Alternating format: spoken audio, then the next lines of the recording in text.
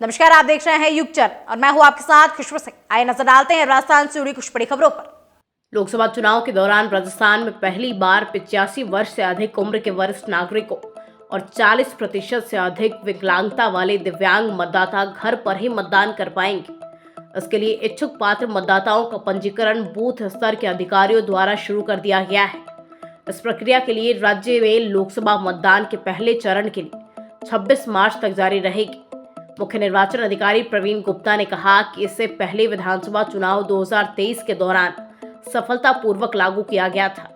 हालांकि तब 80 वर्ष तक के बुजुर्गों और दिव्यांगों को ये सुविधा प्रदान की गई थी। उस दौरान 61,022 पात्र पंजीकृत मतदाताओं में से लगभग 99% ने अपने घरों से मतदान किया। अब इसी तरह ये सुविधा लोकसभा चुनाव 2024 के दौरान बढ़ाई गई है। उन्होंने साथ ही ये भी बताया कि सुविधा वैकल्पिक है। बीएलओ के जरिए लोकसभा निर्वाचन क्षेत्रों के लिए उम्मीदवारों के नामों को अंतिम रूप दिए जाने तक पात्र घरेलू मतदाताओं की सूची अपडेट करेंगे। इसके बाद डाक मतपत्र के माध्यम से घर घर जाकर मतदान किया जाएगा।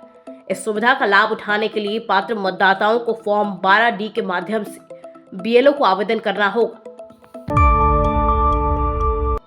कोटा की राजनीति में आज बड़ा फेरबदल हुआ। बीजेपी के पूर्व विधायक और कद्दावर नेता प्रहलाद गुंजल ने आज कांग्रेस ज्वाइन की। वो कार्यकर्ताओं के साथ गुरुवार सुबह करीब 9 बजे जयपुर के लिए रवाना हुए थे और दोपहर करीब 1 बजे उन्होंने पीसीसी में उनकी ज्वाइनिंग को प्रस्तावित किया है। गुंजल ने जयपुर रवाना होकर कहा था, मैं आम लोगों के लिए जिया हूँ, पार्टी की सेवा की, लेकिन पार्टी ने मेरी 40 साल की तपस्या की कद्र नहीं की है। पिछले 1 महीने से प्रहलाद गुंजल के कांग्रेस में जाने की चर्चाएं चल रही थी। प्रहलाद गुंजल को पहले कोटा से बीजेपी से ही टिकट की उम्मीद थी, लेकिन पार्टी ने उन्हें मौका नहीं दिया। इसके बाद वो टोंक से चुनाव लड़ना चाह रहे थे, लेकिन पार्टी की तरफ से इसके लिए भी कोई संकेत नहीं मिले। इस दौरान कांग्रेस के बड़े नेता गुंजल के संपर्क में बने हुए थे। उन्होंने गुंजल को पार्टी में आने के लिए मनाया और टिकट का वादा किया। गुंजल के कांग्रेस ज्वाइन करने के बाद पार्टी उनके टिकट की घोषणा भी करेगी। संभावना है कि प्रहलाद गुंजल कोटा बूंदी लोकसभा क्षेत्र से कांग्रेस के टिकट पर चुनाव लड़ेंगे। हालांकि गुंजल ने 12 मार्च को बयान जारी कर कहा था कि वो अभी बीजेपी के ही कार्यकर्ता हैं, बीजेपी के लिए ही काम कर रहे हैं। 2 दिन पहले उनके कांग्रेस में ज्वाइन करने के संकेत मिल गए थे, फिर भी गुंजल वेट एंड वॉच की स्थिति में रह रहे थे। बुधवार रात को सभी बात फाइनल होने के बाद गुरुवार को वो जयपुर के लिए रवाना हुए थे और उसके बाद आज उन्होंने कांग्रेस ज्वाइन कर ली। राजस्थान लोक सेवा आयोग के स्कूल लेक्चरर हिंदी प्रतियोगी परीक्षा 2022 में सेलेक्ट 2 महिला अभ्यर्थियों को बुधवार शाम गिरफ्तार कर लिया गया। इन्हें फर्जी डिग्री केस में पकड़ा गया है। इनके खिलाफ अजमेर के सिविल लाइन थाने में बुधवार को आरपीएससी ने एफआईआर दर्ज की थी। इसके बाद शाम को एसओजी ने कार्यवाही की है। आरोपियों के एग्जाम में 7वीं और 36वीं रैंक थी। एडीजी एसओजी वीके सिंह ने बताया कि आरपीएससी ने भूतेल निवासी ब्रह्मा कुमारी पुत्री बाबूलाल और वाड़ा भावड़ी निवासी कमला कुमारी पुत्री भारमल विश्नोई के खिलाफ स्कूल लेक्चरर प्रतियोगी परीक्षा 2022 में फर्जी डिग्री लगाने का मामला दर्ज करवाया था। इसमें ऑनलाइन फॉर्म एप्लीकेशन में दोनों महिला कैंडिडेट ने फर्जी डिग्रियां लगाई थी। इसमें मेवाड़ यूनिवर्सिटी गंगरार चित्तौड़गढ़ की एमए की डिग्रियां फर्जी थी। साथ ही सिंह ने यह भी बताया कि ये परीक्षा 2 पारियों में आयोजित करवाई गई थी। पहली पारी सुबह 9 बजे से 10:30 बजे तक सामान्य ज्ञान और दोपहर 2 बजे से 5 बजे तक हिंदी विषय की परीक्षा आयोजित की गई थी। ब्रह्मा कुमारी और कमला कुमारी ने यह परीक्षा पास कर ली। दोनों ही कैंडिडेट को 31 जुलाई से 14 अगस्त तक डॉक्यूमेंट वेरिफिकेशन के लिए बुलाया गया था।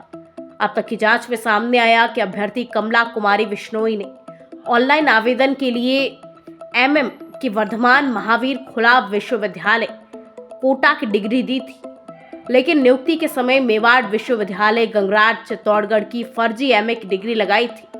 इस तरह ब्रह्मा कुमारी ने भी फर्जी डिग्री पेश की थी। राजस्थान में लाइमस्टोन गोल्ड माइंस समेत अन्य खनिज माइंस की नीलामी पर रोक लगा दी गई है। राज्य सरकार के निर्देश पर खनिज विभाग ने लोकसभा चुनाव होने तक ये रोक लगाई है। विभाग के रोक के आदेशों में लोकसभा चुनाव की आचार संहिता का हवाला दिया गया है।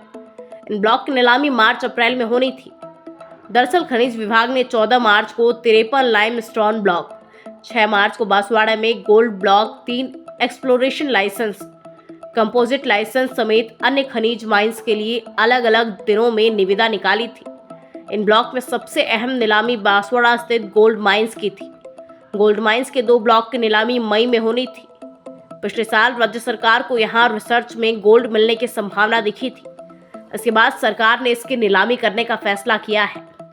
इन ब्लॉक में गोल्ड के अलावा अन्य मिनरल भी शामिल है।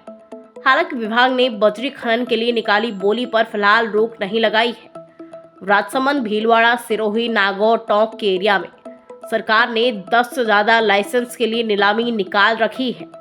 नीलामी की निविदा जारी करने के बाद सरकार ने हर ब्लॉक पर कोर्ट के आदेशों से कोई रोक नहीं लगी, इसके लिए कैविएट लगाई थी। राजधानी के विश्वकर्मा इलाके में गुरुवार को एक दिल दहला देने वाली घटना सामने आई है। सुबह एक घर में भीषण आग लग गई, जिसके चलते 5 लोग जिंदा जल गए। इस हादसे में पति पत्नी समेत 3 बच्चों की मौत हो गई है। घटना विश्वकर्मा थाना क्षेत्र जैसलिया गांव की है। मरने वाले सभी लोग बिहार के रहने वाले बताए जा रहे हैं। ये यहाँ इस मकान में किराए पर रहते थे। आग लगने की सूचना मिलने पर मौके पर पुलिस और प्रशासन की गाड़ियां पहुंची। दमकल विभाग की गाड़ियों को भी आग बुझाने के लिए काफी मशक्कत करनी पड़ी। पुलिस के मुताबिक गैस चालू था, तभी अचानक से सिलेंडर फट गया और पूरे मकान में आग लग गई, जिसके चलते कमरे के अंदर मौजूद लोग बाहर नहीं निकल सके और अंदर ही जिंदा जल गए। पुलिस की टीम फिलहाल इस मामले की जांच कर रही है। मृतकों के शवों को पोस्टमार्टम के लिए भिजवा दिया गया है। मुख्यमंत्री भजनलाल शर्मा ने इस हादसे में मरे हुए लोगों को श्रद्धांजलि देते हुए अपने ट्विटर पर एक पोस्ट डाला और उसमें लिखा कि जयपुर के विश्वकर्मा में भीषण आग की चपेट में आने से 5 नागरिकों के असामयिक निधन का समाचार हृदय विदारक है। परमपिता परमात्मा से दिवंगत आत्माओं को अपने श्री चरणों में स्थान, वे परिजनों को ये वृषपात सहन करने की शक्ति देने तथा घायलों के शीघ्र स्वस्थ होने की प्रार्थना करता हूँ। साथ ही दिया कुमारी ने भी इस पर शोक जताते हुए अपने ट्विटर हैंडल पर एक पोस्ट किया। उन्होंने लिखा कि जयपुर के विश्वकर्मा इलाके के जैसलिया के एक घर में आग में झुलसने से 5 लोगों की दर्दनाक मृत्यु की सूचना मिलने से आहत हुई। ईश्वर दिवंगत आत्माओं को अपने श्री चरणों में स्थान, वे शोकाकुल परिजनों को दुख सहने की असीम शक्ति दे।